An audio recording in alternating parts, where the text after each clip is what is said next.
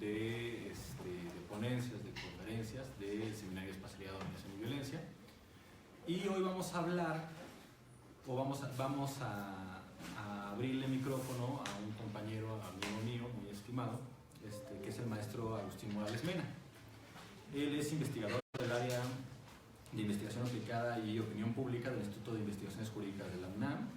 Es profesor de la Facultad de Ciencias Políticas y Sociales, con un máster en Problemas Sociales de la Universidad de Granada, la maestría en Estudios Políticos y Sociales y la licenciatura en Ciencias Políticas también por la Facultad de Ciencias Políticas y Sociales. Es especialista en metodología de las ciencias sociales, migración, derechos humanos, discriminación, cultura política, cultura de la legalidad y democracia. Y hoy viene para platicar un poco de la situación de la migración en México a partir de una encuesta que él estuvo ayudando a desarrollar y que la verdad me parece algo muy importante, no solamente los resultados, sino la brutalidad del trabajo en sí que se realizó. Entonces, pues sin más, le cedo la palabra a Agustín, por favor. Hola, ¿qué tal? Muy buenas tardes. Muchas gracias, Federico, por la invitación. Es un honor estar aquí en la hermana Facultad de Filosofía y Letras. A veces tan lejanos y a veces tan cercanos. Pero bueno, comienzo contándoles un poco el contexto en el que se desarrolló y se implementó la Encuesta Nacional de Migración. En el año 2000, la coordinadora del Departamento de Investigación Aplicada y Opinión, la maestra Julia Flores, tenía la idea de hacer una gran investigación para hacer una fotografía a nivel nacional de cómo nos veíamos los mexicanos. Intentó obtener los recursos sin éxito, como suele pasar en México, pero en el año 2014 le comentó al rector entonces su inquietud de hacer una gran colección, no solo de encuestas, sino de investigaciones, con investigadores de toda la Universidad Nacional Autónoma de México, especialistas en distintos temas, en educación, vivienda, salud, pobreza, migración. Y yo como investigador del departamento y como especialista en migración, a la par con la maestra, con la doctora Caicedo de Sociales, desarrollamos esta encuesta nacional de migración. Pero para contarles un poco también en el contexto en el que se desarrolla esta encuesta, generalmente cuando se hacen investigaciones en ciencias sociales, lo que encontramos es a un montón de doctores que están aislados en sus cubículos haciendo investigación, pero que no salen con la gente. O luego cuando pensamos en encuestas, pensamos en porcentajes como si las personas fueran números. No obstante, no es así, nada más alejado de nuestra postura. No porque estemos presentando una encuesta, reducimos los problemas o los fenómenos sociales a simples porcentajes. Lo que buscábamos, o lo que se buscaba con esta colección que se llama Los Mexicanos Vistos por Sí Mismos, los grandes temas nacionales, y que ustedes pueden consultar y todos pueden consultar bases de datos en cuestionarios, libros, etcétera, en la página losmexicanos.unam.mx. ¿Qué es lo que busca esta investigación o lo que buscó esta investigación de los mexicanos vistos por sí mismos? Era, más allá de recabar el conocimiento sobre un tema en específico, era saber qué opinan los mexicanos sobre los distintos temas. Acercarnos un poco a esa sabiduría popular, esos imaginarios, esas formas de concebir los problemas y acercarse a los mismos. En este contexto se desarrolló la Encuesta Nacional de Migración. Yo tuve la oportunidad de dirigirme a distintas bibliotecas para reconocer otras encuestas que se habían realizado. Encuestas sobre migración se han hecho en México desde hace varios años, un par de décadas, pero esta es la primera encuesta que le pregunta a la gente qué opina sobre la migración en sus distintas aristas. Encontré que en la Cámara de Diputados en 2008 hicieron una encuesta también sobre migración, más o menos con unos objetivos. El detalle es que la hicieron pública hasta que salió esta, cuando nosotros dijimos que era la primera. Pero bueno, al final da igual quién fue la primera o quién fue después. El asunto es que esta encuesta lo que recoge son estas distintas aristas de la migración. Primero, bueno, aquí ya para presentar algunos resultados, hay un libro que se escribió, o sea, no es nada más la publicación del informe gráfico y esas cosas. Hay un libro que analiza todos los resultados, que se llama justamente Imaginarios de la Migración Internacional en México, una mirada a los que van y a los que llegan. Y estas encuestas, para hablar un poco de la metodología, se fueron cara a cara en vivienda a personas mexicanas de 15 años y más. En toda la República se dividió en las regiones del país. El margen de error fue de 4.2%, el nivel de confianza del 95%. De 1.200 casos cada una, en total se levantaron más de 30.000 casos entre los 25 temas que desarrolla la colección. Más de 30.000 cuestionarios levantados de las 25 encuestas. Fue una empresa muy importante impulsada por la universidad, y en la que participaron más de 90 investigadores. O sea, en cada uno estaba así como, en justicia está Héctor Fix, o sea, cada uno como los más representativos, ¿no? Y estos son los 4 grandes rubros en los que se divide la encuesta, o los que está también la estructura de variables. Primero, las representaciones generales sobre la migración, ¿no? Cómo nosotros nos acercamos, y además no es muy frecuente acercarse a estudios de representaciones sociales a partir nada más de encuestas. También la otra parte es mirada sobre la inmigración mexicana, cómo vemos a los mexicanos que se van. La tercera parte es cómo vemos a los extranjeros que llegan a México, que además cada vez son más, y como que es algo que luego no nos preguntamos tanto. Y finalmente, ¿cuál debe ser la postura de la sociedad y del gobierno ante estos flujos migratorios que van y vienen? Pero sin más, pues ya comenzamos un poco a compartir los resultados. En las encuestas, pues generalmente hay preguntas cerradas, pero también nos parece sumamente importante incluir preguntas abiertas como para recoger un poco esta parte y compensar esta parte numérica con la palabra. Entonces lo que hicimos fue preguntarle a cada una de las personas que encuestamos la primera palabra que le viene a la mente con la palabra migrante. Y lo que hicimos, las primeras 3 palabras que le vienen a la mente. ¿Qué fue lo que encontramos? Aquí hay un listado de palabras bastante, bueno, son como 60 aquí nada más, son las principales. Hicimos un índice de disponibilidad léxica, que es lo que involucra un índice de disponibilidad léxica, le da un peso distinto. En la opinión pública se llama top of mind, a la primera palabra que te viene a la mente cuando yo te pregunto, por ejemplo, tu compañero, ¿cómo te llamas? André. André, ¿cuál es la primera palabra que te viene a la mente con la palabra migración o migrante? Despojo. Despojo. La segunda, Pobreza. pobreza. La tercera, Diáspora. no es el mismo peso a partir, gracias, el que se le da en este índice de disponibilidad léxica, si lo dices primero, a que lo digas en tercer lugar. Entonces, ¿por qué lo primero que te viene a la mente? Y además son cosas que no pensamos mucho, es como más de lo que sentimos, ¿no? Esta parte más subjetiva. ¿Y qué fue lo que encontramos? Le dimos este peso a cada una de las palabras y del lugar en que fueron mencionadas. Y la principal palabra que asocian es pobreza, desempleo, ilegal, trabajo, mojado, indocumentado, Estados Unidos, oportunidad extranjera, son las principales, ¿no? Pero también encontramos palabras interesantes, ¿no? Como soledad, discriminación, aislamiento, palabras que dan cuenta de la parte humana de la migración, que muchas veces nos olvidamos de esta, ¿no?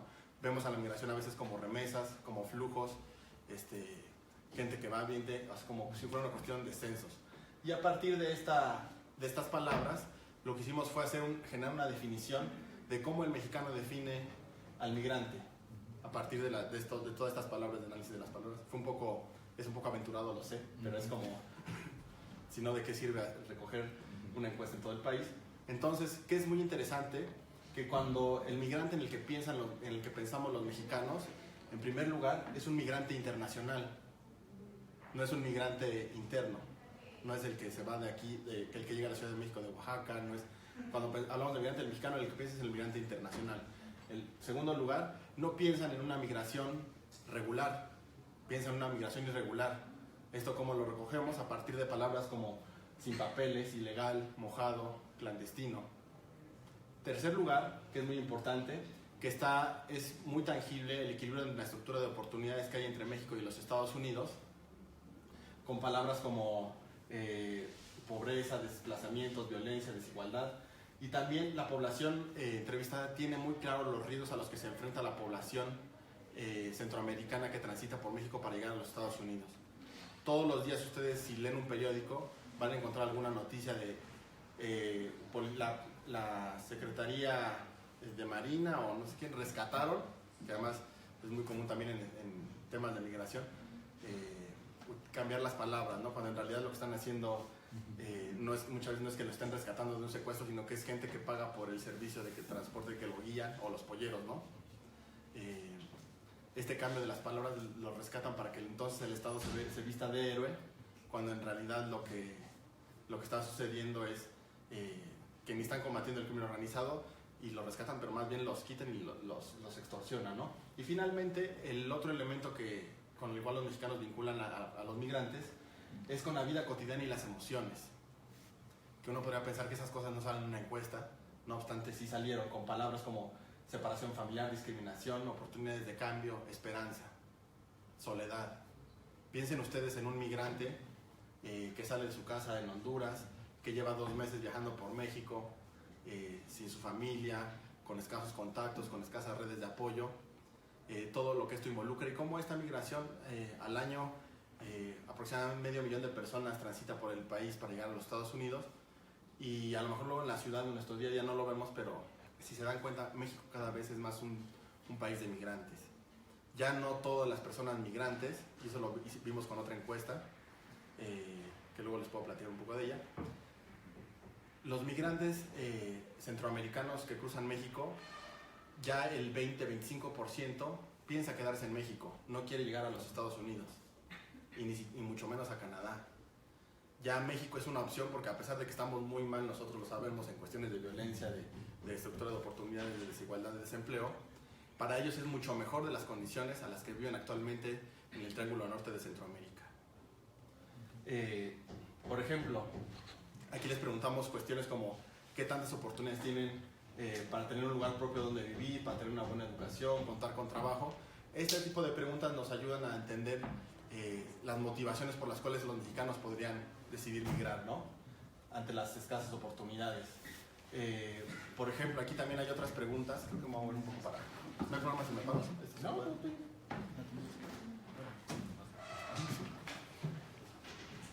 Perdone. Este es más allá. Por ejemplo, ¿se justifica o no se justifica migrar a otro país sin papeles para buscar nuevas oportunidades? Muchas veces la migración, o así se escucha igual también, ¿no?, la migración está estigmatizada en esta cuestión irregular. Entonces, por ejemplo, aquí vemos que para el 52% sí se justifica migrar a otro país sin papeles para buscar nuevas oportunidades. Dicen que no se justifica únicamente 2 de cada 10. Está mucho esta parte de las redes, ¿no?, de las redes familiares que han migrado. Por ejemplo, algo que está cada vez de moda en diversos países en Europa, pero también en México he conocido algunos casos, casarse con un extranjero para obtener su estancia legal en el país. 30%, 3 de cada 10 dicen que sí se justifica. 4 de cada 10 dicen que no se justifica. Devolver a un extranjero a su país por no tener papeles dicen que no se justifica, en un 50%. ¿Se dan cuenta? Estas formas de cómo dialoga lo ilegal con lo legal, lo regular con lo irregular.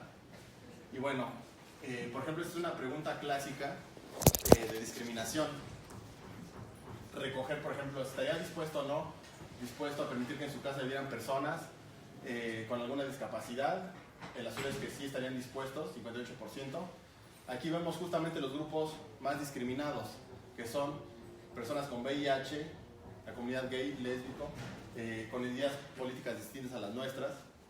Y aquí vemos indígenas, por ejemplo, de otra religión, de otra raza, de otra cultura, extranjeros, 50% sí estaría dispuesto. Pero aquí también hay que entender qué es lo que nos ayuda un poco a la encuesta, y que es uno de los hallazgos de toda la investigación, que no hay un solo México. Cuando nos presentan encuestas nos quieren presentar así como el porcentaje tal, y los mexicanos dicen esto. Cuando en realidad lo que tenemos que entender es la diversidad que hay en el país y la diversidad de posturas que hay al respecto. Entonces, por ejemplo, hay gente que sí estaría dispuesta a recibir migrantes en su casa, por supuesto. Pero aquí es donde viene la parte de la discriminación. No todos los migrantes son iguales. O no todos los extranjeros los concebimos como iguales. Piensen ustedes si están en un bar.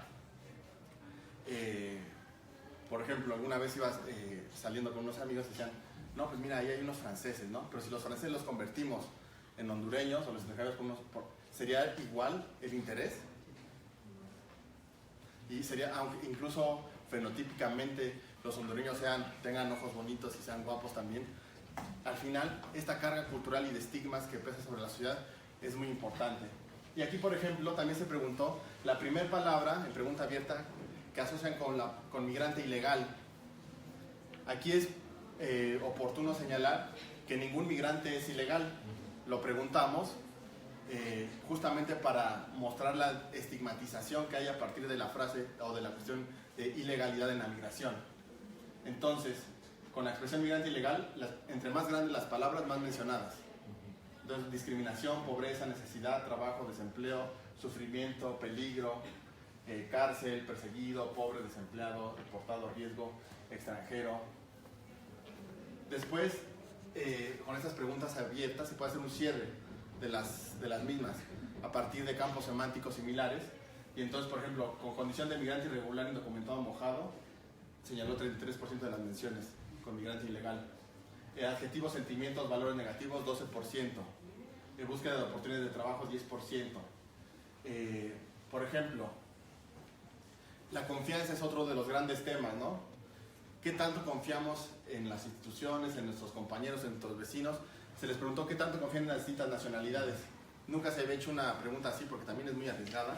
¿Por qué? Porque como nosotros tenemos o hacemos un juicio de confianza en alguna nacionalidad si nunca hemos estado en un país o si nunca hemos conocido a alguien de esa nacionalidad. Pues a partir de atajos heurísticos, que aunque tú no hayas ido nunca a Irán, es la nacionalidad que nada más la metimos para ver qué pasaba, ¿no? Pues es la que más desconfían.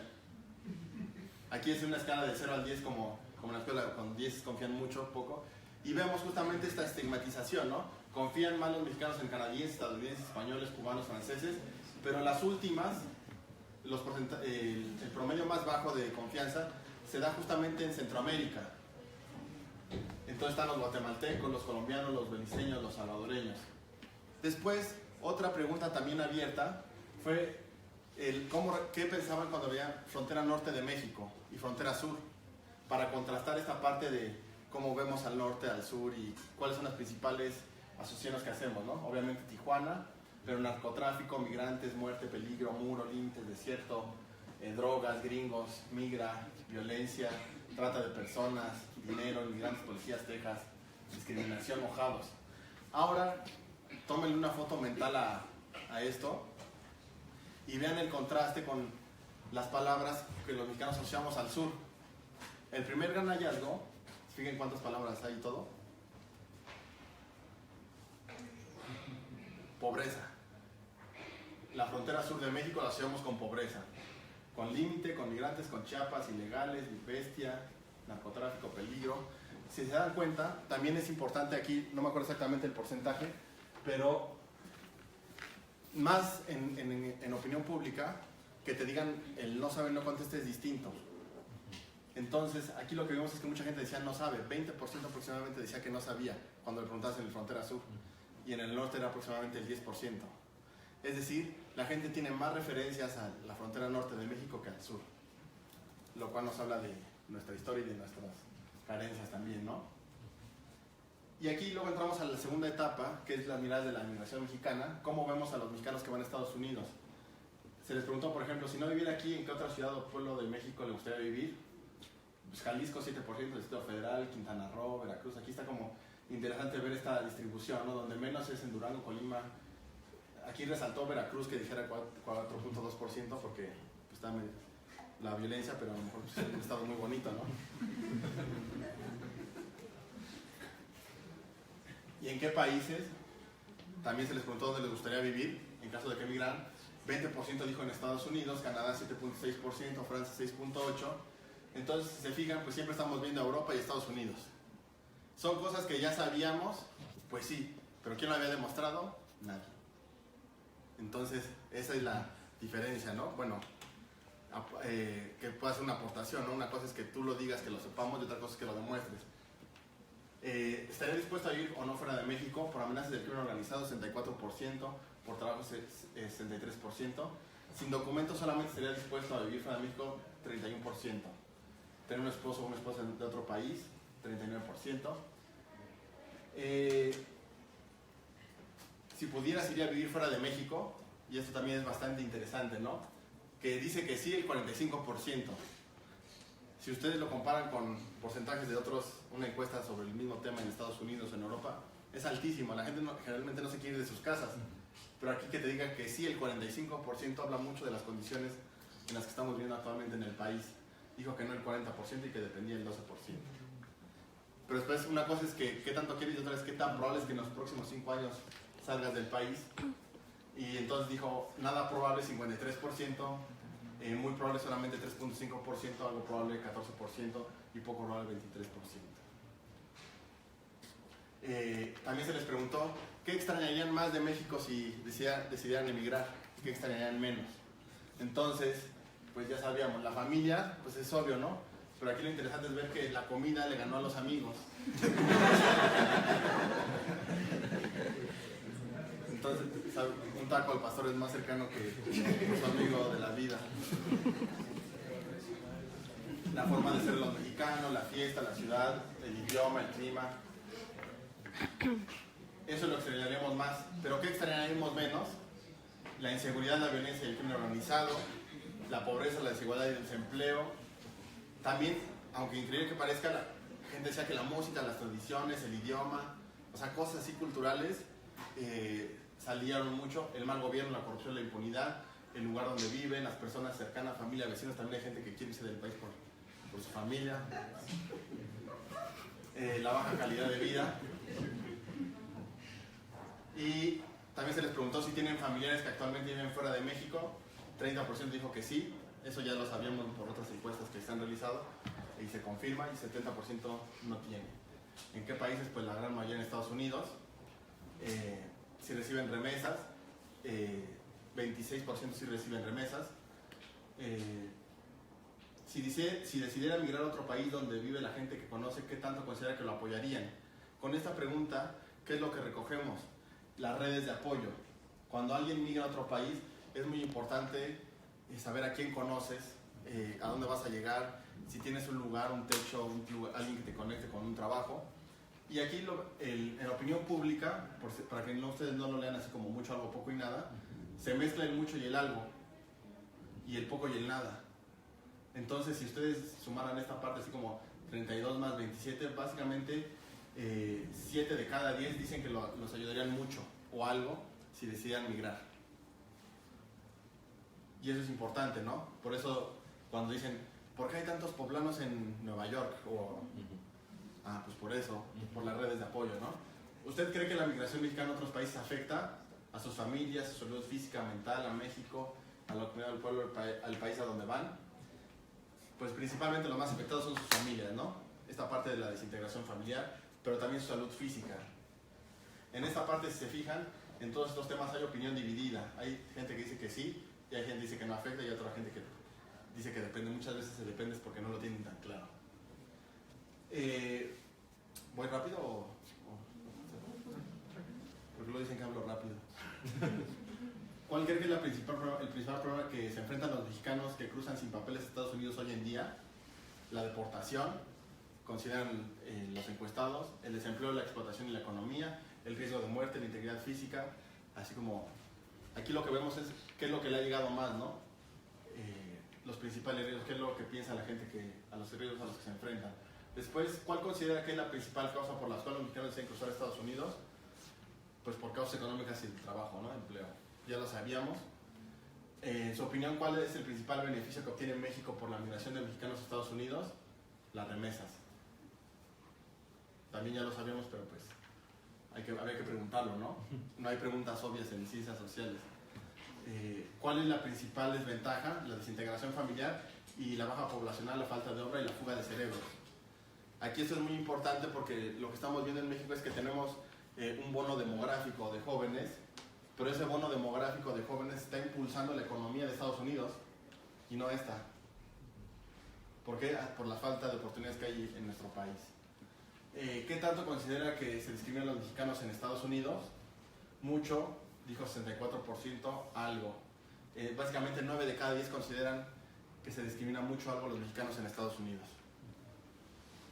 Y la mayoría de los mexicanos en Estados Unidos consideran que tienen trabajos difíciles, de esfuerzo físico y mal pagados, a comparación del resto, ¿no? Que esto es interesante, ¿no? No los ven como trabajos de esfuerzo intelectual, no los ven en trabajos fáciles y no los ven... Bueno, aquí está más o menos la opinión más dividida. Esta pregunta también es interesante después contrastarla con la parte de los extranjeros en México. ¿Usted cree que los mexicanos que viven en el extranjero deben tener los mismos derechos que los ciudadanos del país que habitan? 81% dice que sí, que los mexicanos deberían tener los mismos derechos que los ciudadanos del país que habitan. Pero después hizo la misma pregunta para ver qué opinan de los extranjeros que vivían en México. Y salió más o menos lo mismo. O sea, sí hay como concordancia al respecto. O sea, lo que nos damos cuenta es que la gente sin ser especialista en migración es un tema que lo tiene a flor de piel por la vivencia, por la experiencia de sus familias, de amigos, por lo que ven en las noticias, ¿no? También se preguntó qué tan de acuerdo o en desacuerdo están que los mexicanos viven en el extranjero tengan derecho a tener acceso a servicios de salud públicos, a educación pública, a las mismas condiciones de trabajo, a llevar a su familia a vivir con ellos. Si se fijan, la gran mayoría está por los derechos de los mexicanos, ¿no? Y aquí, esta es otra pregunta interesante. ¿Usted considera que los mexicanos que se van a vivir a otros países deberían mantener o reforzar las costumbres mexicanas? 44% dice que deberían mantenerlas y el 28% dice que deberían hacer un esfuerzo por insertarse en estas sociedades, en su cultura e idioma. ¿Cuál es el principal motivo que los mexicanos que viven en Estados Unidos no regresan a México? Pues por el nivel de vida, por lo difícil que sería cruzar de nuevo a Estados Unidos y por las dificultades de adaptarse nuevamente. A ver, vamos a saltar yo creo de aquí a la parte, por ejemplo, es interesante. Cada vez más mexicanos deciden estudiar en el extranjero. ¿Usted considera que al terminar sus estudios deberían de regresar a México para aportar sus conocimientos o deberían quedarse a vivir en estos países para tener una mejor calidad de vida? 30% dice que los mexicanos mejor ya deberían, si salieron al extranjero, ya que mejor que se queden ahí. No como les dice su beca con ACID, que tienen que regresar los del Banco de México, ¿no? Que aún hipotecan su casa. Entonces, y aquí vemos esta tercera parte de la encuesta, lo que busca es las miradas a la inmigración en México. O sea, cómo vemos a los extranjeros. Se preguntó cuál es el principal problema al que se enfrentan los extranjeros en México. Y vemos que 33% dice que no tiene ningún problema. ¿Pero por qué? Porque depende. Si tú piensas, ¿en qué extranjero piensan ustedes que viven en la Ciudad de México? A lo mejor en el argentino que trabaja allí en la Condesa o en la Roma, o a lo mejor... Pero en cambio, si vives en Chiapas o vives en Tijuana, tú en el extranjero que piensas es en ese migrante en tránsito, el que busca llegar a los Estados Unidos. Entonces ahí sí sale esta parte de inseguridad y crimen organizado, adaptación a la cultura, gente y tradiciones, desempleo, discriminación, deportaciones. En general, su opinión sobre los extranjeros que viven en México es muy buena, buena, mala o muy mala. Y como vemos, hay una opinión dividida. Justamente porque los extranjeros en México no es una comunidad, sino es un conjunto de comunidades de extranjeros en México, ¿no? Entonces tienen distintas opiniones. Y esta parte también es bastante interesante. Se les preguntó qué tan de acuerdo o en desacuerdo están con las siguientes afirmaciones de los extranjeros que viven en México. Contribuyen a la economía de México, dicen 70%. Traen ideas innovadoras, dice 53%. Quitan empleos a los mexicanos, y ahí empieza a sonar como un poco a los vecinos del norte. 50, casi uno de cada dos dice que sí le quitan empleos a los mexicanos. Deberían de pagar más impuestos, 42%. Y es ahí donde sale esta parte de ya no somos tan buena onda, ¿no? Debilitan nuestras costumbres y tradiciones, dijo 36%, y genera inseguridad, 36%. Bueno, aquí también está dividida esta parte. Es importante leer también estos porcentajes porque no todos los dicen, ¿no? También depende qué porcentaje lees cuando interpretan las encuestas, tú le das peso. Pero aquí, como lo está haciendo rápido, no es que yo lo quiera sesgar, pero bueno. En su día a día convive con extranjeros que viven en México, sí, solamente 15%. No convive con extranjeros, 82%. La cantidad de extranjeros que viven en México, ¿usted piensa que son demasiados? 18%, que es una cantidad adecuada, 37%, que son pocos, 27%. A ver, por ejemplo, ¿tú, compañero, cómo te llamas? Armando, ¿cuántos extranjeros crees que hay en México? ¿Qué porcentaje de la población está? 12. ¿12%? No sé. ¿Tú? No sé. ¿Alguien sabe? ¿Tiene idea? Solamente en México el 1% de la población en este país es extranjera. Y casi la mitad son hijos de mexicanos que nacieron en Estados Unidos y que ya se regresaron. Pero es cierto que desde los últimos 10 años ha habido un gradual incremento de esta población de extranjeros en el país. Entonces, por ejemplo, que diga el 20% que son demasiados, es demasiado, ¿no? Así es como...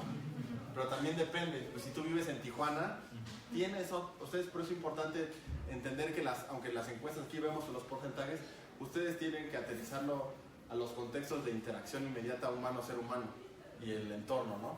Eso es fundamental. Porque si no que tú vayas a Tapachula y que preguntes qué tantos extranjeros hay en México, pues sabes que hay un chingo, ¿no?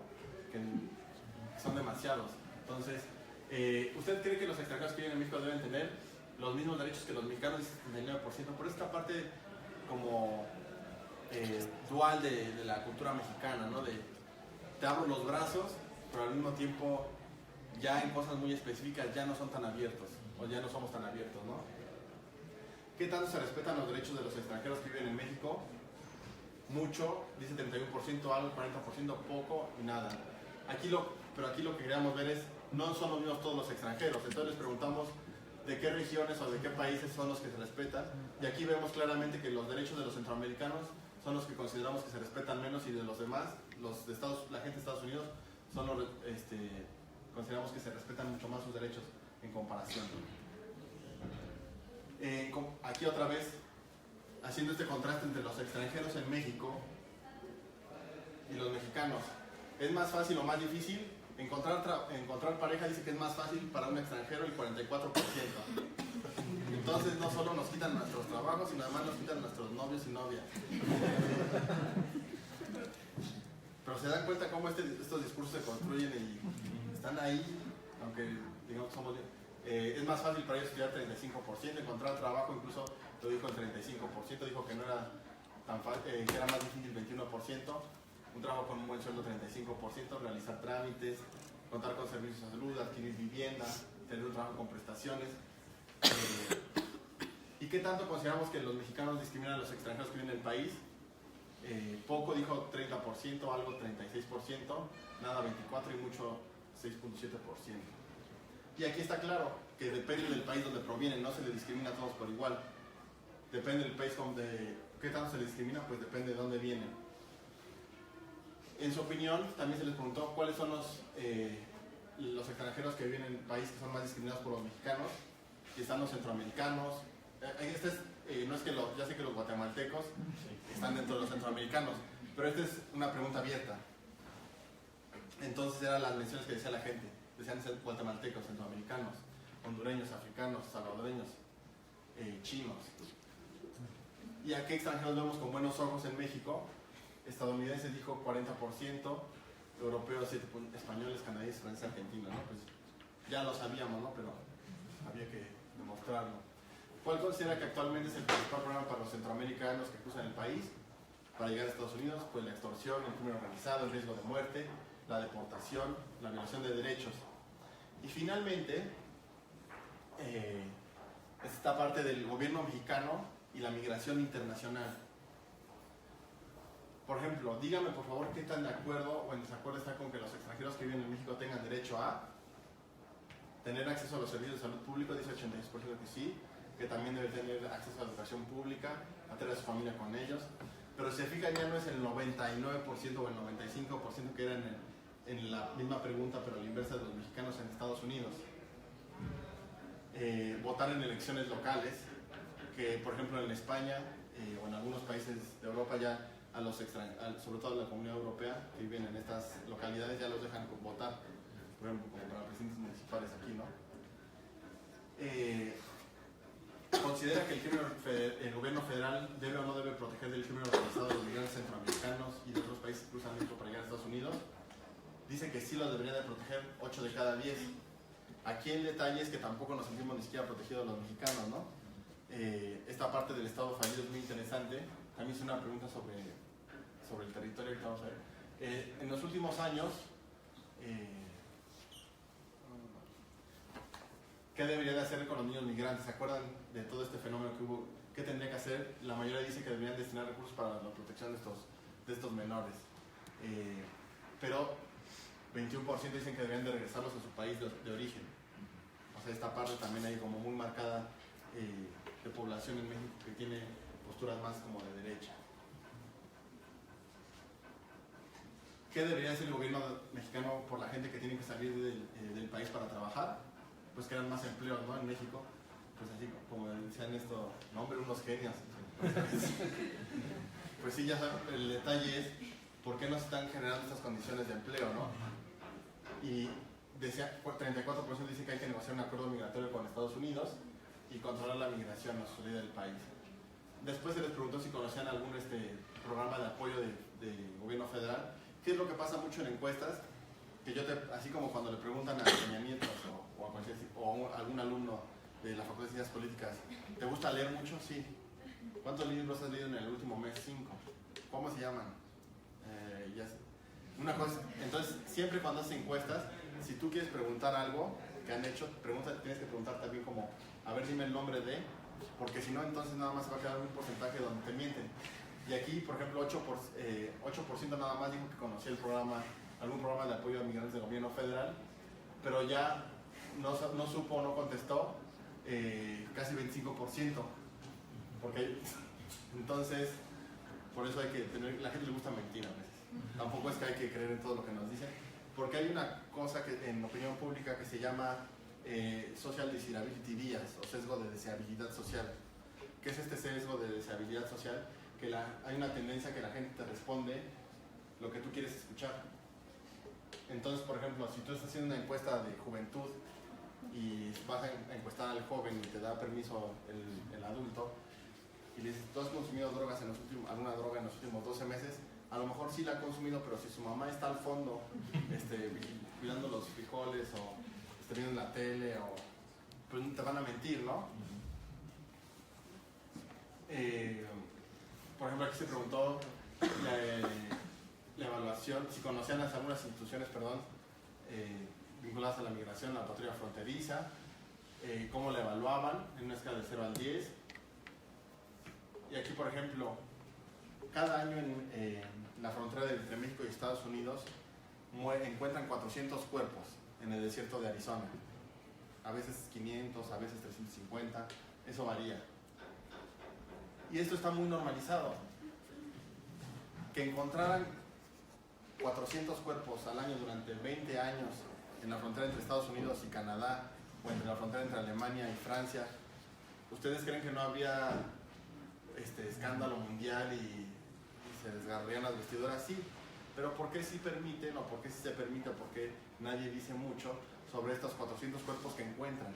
Porque una cosa además son los cuerpos que encuentran y otra es la cantidad de muertos potenciales que puede haber en la frontera, porque además en el desierto se descompone relativamente rápido, los animales pueden comerse un cuerpo sin problemas, ¿no?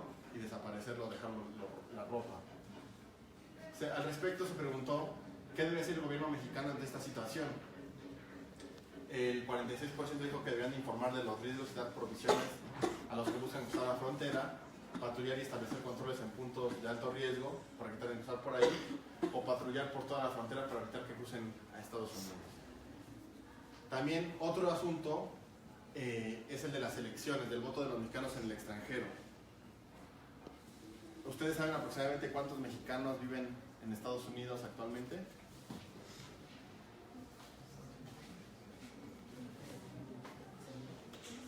No, bueno, no es examen. Nomás era. Se calcula que entre 10 y 11 millones de mexicanos viven en Estados Unidos actualmente. Si ustedes actualmente ya se puede votar para presidente y para jefatura de gobierno o gobernadores en algunos estados, ¿cuántos millones de votos se necesitan para ganar la presidencia de la República? ¿Cuál es el cálculo que están haciendo? Porque ellos piensan en millones de votos, ¿no? El padrón electoral son un poco más de 80 millones de personas. Y para ganar la elección presidencial del próximo 1 de julio, se calcula como entre 19 y 25 millones tendrá el que gane de votos. Imagínense que los 5 millones de los mexicanos que están en el extranjero votaran. Cuando pensaron en el voto en el extranjero fue impulsado desde el gobierno de Vicente Fox, justamente con esta idea de que la gente que está en el extranjero tiene más una idea antiprista y que porque además salió del país y lo tiene más arraigado. Pero también la gente ya no tiene ese apego a la parte territorial del México, aunque sí tienen a sus familias, pero esta cuestión de participar políticamente ya es, aunque podrían dar el vuelco a la elección, o sea, son 10 millones. En el 2006, ¿cuál fue la diferencia entre Andrés Manuel y Calderón? 2 estadios Azteca. O sea, la cantidad de mexicanos que hay en el extranjero podrían volcar una elección sin problemas. Y aquí lo que se preguntó, y bueno, y como nota, el otro día vi el porcentaje, la cantidad de solicitudes de votos para presidente y van como en 50,000 aproximadamente. 50,000 votos desde el extranjero. Se les preguntó, bueno, desde las elecciones de 2006 los mexicanos que viven en el extranjero pueden votar desde la distancia para elegir presidente de la República. ¿Usted considera que esto fortalece la democracia o es un gasto innecesario de recursos públicos? Y dicen que es un gasto innecesario de recursos públicos 46%. Dicen que fortalece la democracia el 30%. Esto en teoría de la democracia ya no está en discusión. Es bastante normal y deseable que la gente de otros países, que viven en otros países, pueda votar. Pero de todas maneras es interesante preguntarle a la gente qué piensa, ¿no? Después se preguntó, ante el clima de inseguridad y violencia que hay en México, ¿usted considera que el gobierno federal tiene control sobre una pequeña parte del territorio, la mitad del territorio, la mayor parte del territorio o todo el territorio nacional? Se supone que el gobierno mexicano, el Estado, tiene el monopolio del uso legítimo de la violencia y solamente el 13% dicen que tienen control de todo el territorio nacional. De la mayor parte del territorio, 18%, y una tercera parte dice que tiene solamente control de una pequeña parte del territorio y la mitad del territorio. Y esto no está muy lejano a la realidad que me imagino que ustedes tienen amigos o familiares que ven en otros estados como en Tamaulipas, en Guerrero, en Baja California, en Tijuana. Incluso el presidente de la República hace un par de semanas iba a hacer una gira por Tamaulipas y la cancelaron por cuestiones de seguridad porque ni siquiera el presidente sentía o el equipo del presidente no consideró que era seguro viajar a Tamaulipas. O sea, aunque nos da un poco de risa y es así como de burla, es como para escandalizarse un poco, ¿no? Que ni siquiera, entonces la gente que vive ahí, ¿cómo lo hace? ¿O qué es lo que está pasando, no? Y con respecto a los inmigrantes indocumentados que vienen a México, se les preguntó qué debería hacer el gobierno mexicano. Deberían de aumentar los controles fronterizos, dijo 56%, tener un programa de trabajadores temporales 45%, deportarlos a su país de origen, 4 de cada 10 dijo eso, 25% dijo que habría que permitir su entrada sin obstáculos, e incluso 22% dijo construir un muro en la frontera sur. Esta idea de construir un muro en la frontera sur fue planteada por diputados en el sexenio de Calderón, diputados del PAN.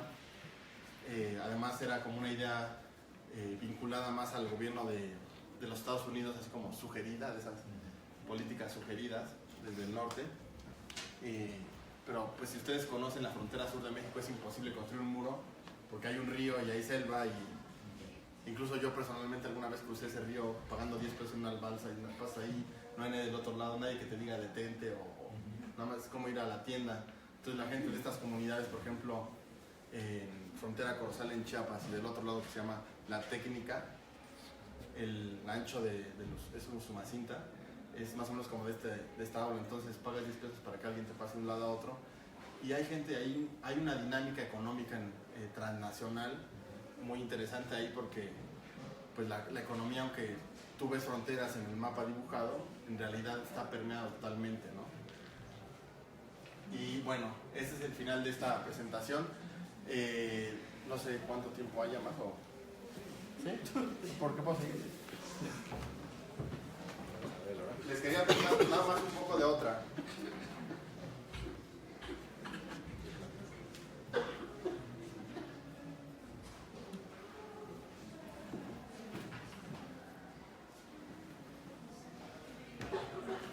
Que esa es como la otra parte.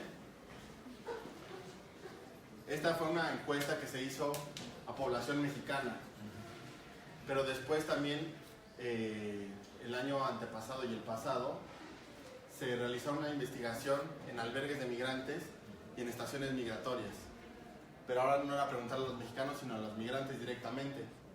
Los migrantes estaban en México. Esta investigación fue patrocinada por la Comisión Nacional de los Derechos Humanos y yo tuve el honor de darles la idea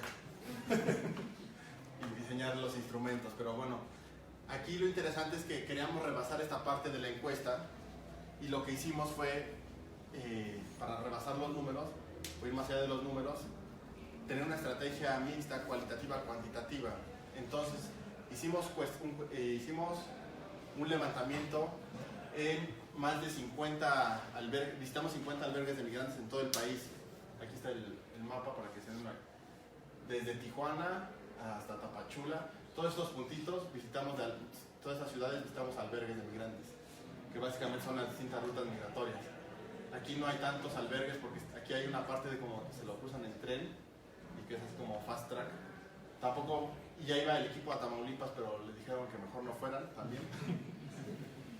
Hicimos llamadas telefónicas, entonces este instrumento fue, la encuesta fue de 1000 casos en todos estos albergues o estas ciudades con albergues de migrantes, y lo que hicimos fue preguntarles si en su trayecto por México habían sido violados sus derechos humanos.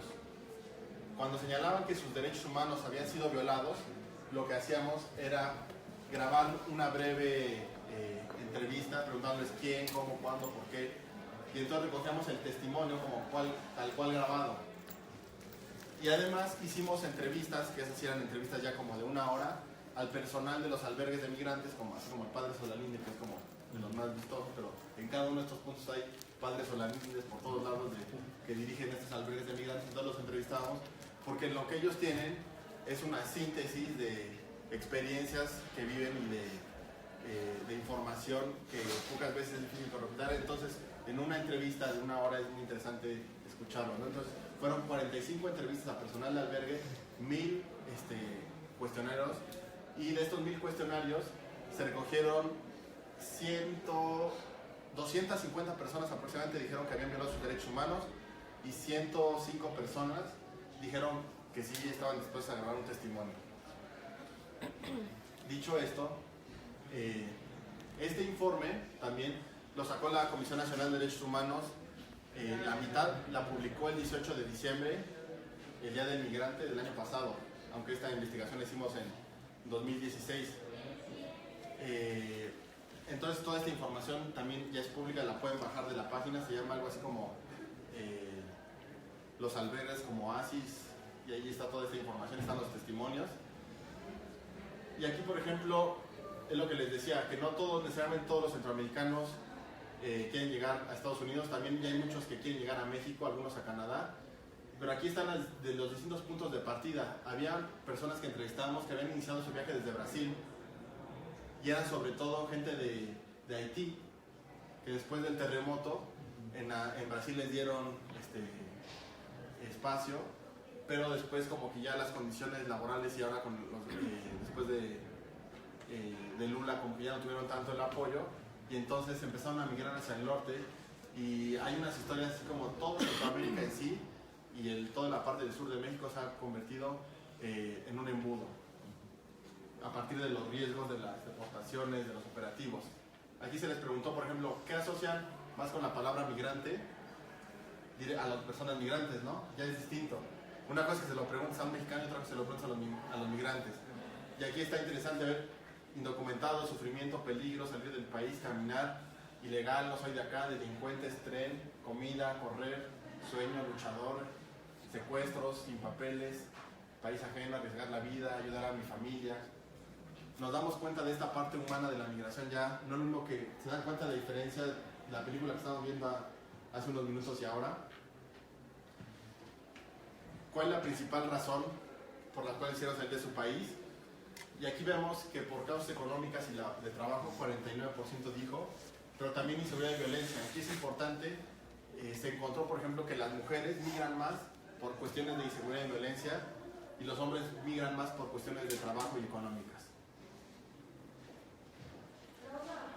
¿Cuáles son los principales problemas a los que se enfrentan? Y aquí vimos que son los robos, los operativos migratorios, los secuestros, el crimen organizado, el riesgo de muerte, la discriminación y el racismo, como los principales problemas a los que dicen que se enfrentan las personas migrantes. Se les preguntó sobre satisfacción con su vida, qué tanto confiaban en otras nacionalidades. Por ejemplo, aquí, las palabras que asocian con México. Bonito. O sea, era muy interesante, porque aquí yo les digo, no vemos la nube de palabras, pero tú cuando yo me tocó estar en uno de los equipos de trabajo, cuando tú le haces esta pregunta, decían, no, pues es que te subes a la bestia y vas viendo los paisajes, son bien bonitos cuando cruzas Veracruz. El único problema es cuando el crimen organizado o los garroteros que cuidan el tren te extorsionan, te asaltan, te disparan, y había gente que te demostraba los balazos. Esas cosas no se ven en las encuestas, esas cosas no se ven en las entrevistas. bueno, y no es particularmente mi posición como tomar fotos y así, pero sí es necesario como que estas cosas se hagan visibles, ¿no? A partir de sus testimonios. ¿Con qué palabras se usa en Estados Unidos? Por ejemplo, hagan el contraste ahorita de México, así, tómenle su fotografía mental. ¿Ya? Bueno, y ahora trabajo. Lo tienen muy claro, las oportunidades, mi sueño también, una mejor vida, bonito, dinero, quiero estar ahí, familia, dólares, prosperar, llegar. Vimos medios de transporte, horas de duró el viaje, cuántos días, o sea, cosas como de detalles. Por ejemplo, también se les preguntó sus trayectos. Se les preguntó así como, ¿por dónde entraste a México y de ahí a dónde te moviste y luego a dónde y luego a dónde y luego a dónde? Y después se les preguntaba si cada uno de esos trayectos los consideraban seguros o inseguros. Aquí casi no se ve, pero todos estos, aquí se ve, toda la inseguridad está en esta parte sur de México, que es donde también se implementó el programa integral Frontera Sur en 2014. El programa integral Frontera Sur fue vendido por el presidente Peña Nieto como un programa que lo que buscaba era proteger los derechos humanos de las personas migrantes en el país. Pero en realidad, ¿qué es lo que ha sucedido con este programa integral Frontera Sur? Es que se ha convertido en un brazo articulado a partir del gobierno mexicano y a partir de nuestros impuestos para proteger los intereses de los Estados Unidos. Es decir, México se ha convertido en un tapón de la migración para evitar, incluso algunos meses, si ustedes ven las estadísticas en el Instituto Nacional de Migración, 2016-2015, hubo algunos meses que México detuvo más personas centroamericanas que Estados Unidos.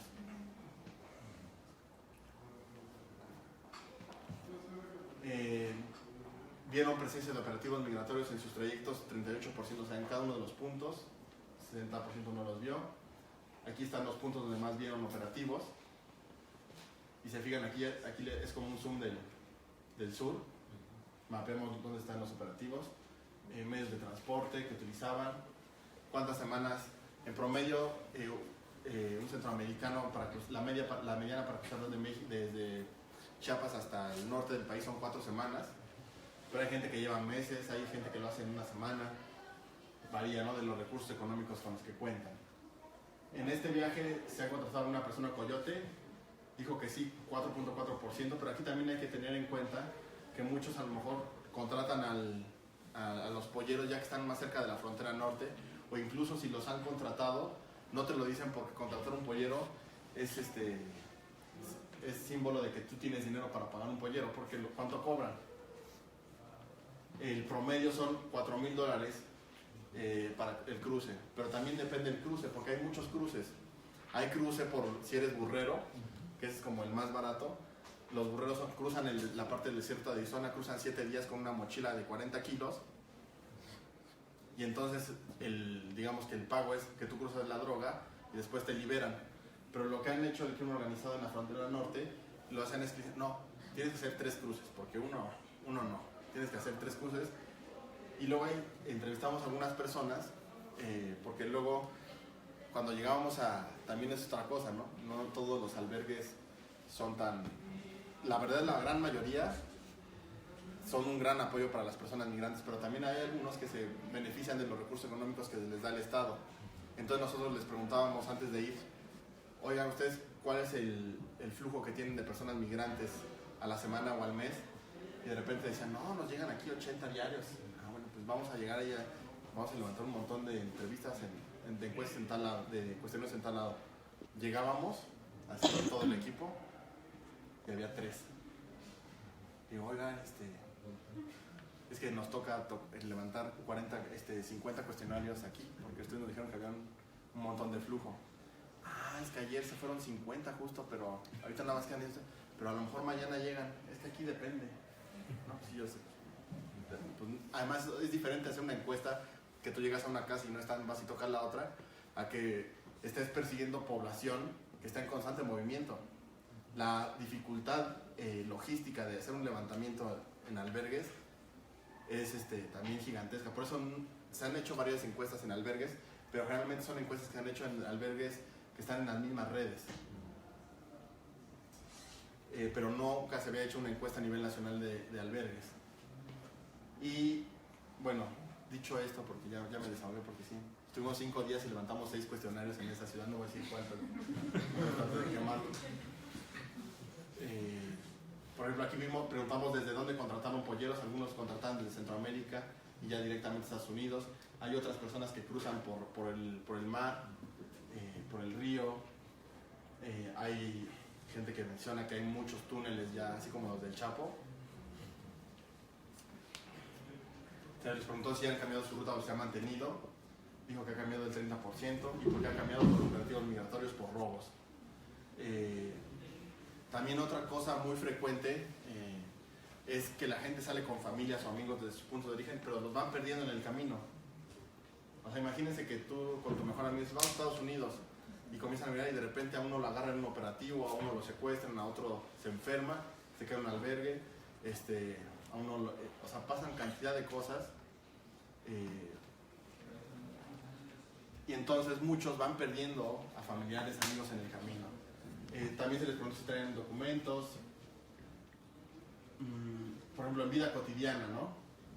¿Con qué frecuencia tienen contacto con sus familiares o amigos? Rara vez, dijo 47%, todos los días, 1 de cada 10 frecuentemente.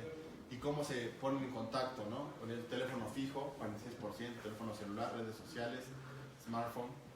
Aquí los albergues son muy importantes porque les dan acceso a computadoras, internet, les dan teléfono, incluso les prestan. Su estado de salud, por ejemplo, aquí se preguntó a la gente que si había tenido algún problema de salud en su transcurso por México y anotábamos tal cual lo que decían que habían padecido. Después nos ayudaron a agruparlo un par de médicos y se agrupó de esta manera el 47% que señaló que sí había tenido algún problema de salud por México, en su tránsito por México, fueron infecciones de problemas respiratorios, tos, gripe, bronquitis, neumonía, infecciones o enfermedades gastrointestinales 13%, por la comida. Muchas veces comen frutos que agarran en el camino, agarran comida de la basura, dolores de cabeza, migraña, epilepsia, dolores de cuerpo, huesos, lesiones por accidente en el camino como fracturas, amputaciones, cuando se caen de la bestia, muchas veces pierden un pie por la lesión, donde se atendieron. Eso también es muy interesante, ¿no? En caso de albergues de migrantes, 41%, y no se atendió el 40%. O sea, pues, por eso cuando ustedes llegan a entrevistar, parece gente que tú le preguntas cuántos años tienen, dicen 18 años, y parecen que tienen 36, como yo así. O sea, que por el camino están muy desgastados. Tienen las manos quemadas, o sea, cuando les dicen, no, pues se subieron al tren. Imagínense ustedes, por ejemplo, en Javor que hicimos entrevistas a 50 grados centígrados en un comedor que llegaba una camioneta y les daban ahí de comer, de desayunar. Cuando llegaba el tren, no había ninguna sombra. Bajan las personas migrantes y con las manos todas callosas, quemadas, porque por el sol, si a 50 grados se van agarrando, se van aferrando del tren. Todo lo que se involucra, el viento, las caídas. También hay muchos casos de extorsión de los garroteros. Hubo muchos testimonios de los garroteros y la policía, el Instituto de Migración, no pueden utilizar pistolas. Hay testimonios de gente que recibió balazos, que utilizaban estas armas de taser, de electrochoques. Entonces, cosas que están prohibidas, pero que cuando estás en terreno ya lo ves, ¿no? Aquí, por ejemplo, se les preguntó en su camino por el territorio mexicano si han enfrentado alguna de las siguientes situaciones: calor extremo, 78%, falta de alimentos, 65%, frío extremo, 59%, falta de agas, 6 de cada 10, a 1 de cada 2 prácticamente lo han asaltado, lo han robado. No sé si dimensionan ustedes, o sea, lo que involucra, así que tú llegues a un albergue y que tengas así como tu celular, y mucha gente pierde hasta 3 celulares en su trayecto por México. Sobre todo es pensar en esta vida cotidiana, ¿no? En los lugares donde ha pasado, evita o procura convivir con mexicanos, que eso también es interesante, la autoexclusión en esta cuestión. Cuando tú llegas a un nuevo entorno y decides mejor no me meto o mejor no interactúo para evitar problemas, ¿no? Y lo evita una tercera parte de las personas migrantes y a veces procura 15%. Se les preguntó si en lo personal en su tránsito por México habían sido discriminados por ser migrantes. 54% dijo que sí, por no tener dinero 33%, por su acento 30%, por su apariencia física, por sus costumbres, su cultura, su religión, su edad, su forma de vestir, su orientación sexual. Si piensan que en México se les discrimina, dice que sí se les preguntó, ¿usted piensa que en México se discriminan a las personas migrantes que cruzan por el país? Dijo que sí, el 65%. ¿Y qué tanto consideran que se les discrimina? Mucho y algo así, como para ver un poco esta parte de nivel. Por ejemplo, a 4 de cada 10 lo amenazaron con llamarle autoridades migratorias, gente que entraba a restaurantes, porque también luego cuando pensamos en la discriminación hacia las personas migrantes en tránsito por México, pensamos en el Instituto Nacional de Migración, pero no pensamos, por ejemplo, en testimonios de que se suben a un autobús así estilo ADO, y entonces el chofer del autobús detecta que es una persona centroamericana que está en tránsito por el país, y los detienen y los extorsionan y le dicen, si no me das 5,000 pesos, si no me das 10,000 pesos, le llamo a la policía para que te lleven a migración. Eso es muy común. También es muy común que vaya una persona migrante, y además en estas, como en Caborca, en Altar, ustedes van a estos pequeños poblados y ahí toda la economía de la localidad se mueve a partir de esta interacción con las personas en tránsito. Y es como cuando ustedes están de turistas en algún lugar. Les han pasado que van de viaje a algún sitio y algo que costaba 10 te lo venden en 20 y después dices, qué coraje. Pues a ellos les pasa todo el tiempo. Una botella de agua como estas las venden en 30 pesos, 25 pesos. Pero siempre señalamos a las autoridades, ¿no? Entonces esta parte de la discriminación en la vida cotidiana y de la interacción es importante señalarla, ¿no? Y bueno, la verdad es que son un montón de preguntas, tampoco quiero agobiarlos con porcentajes, el documento está ahí, y además hay testimonios. Si quieren puedo abrir tengo ahí el archivo para que al menos vean el título bien.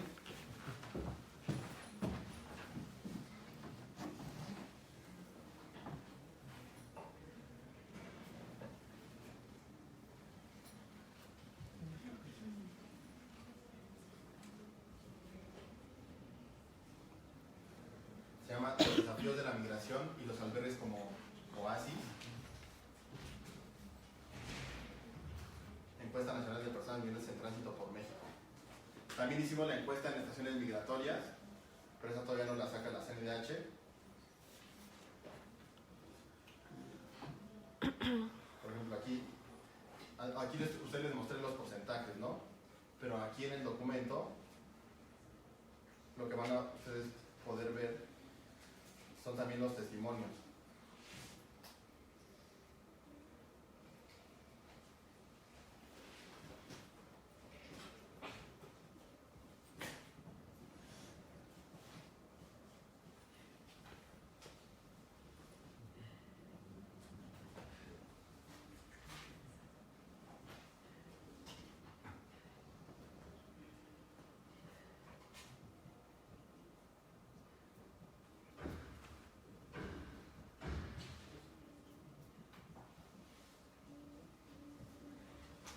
Están los testimonios y los registros del equipo de campo, ¿no?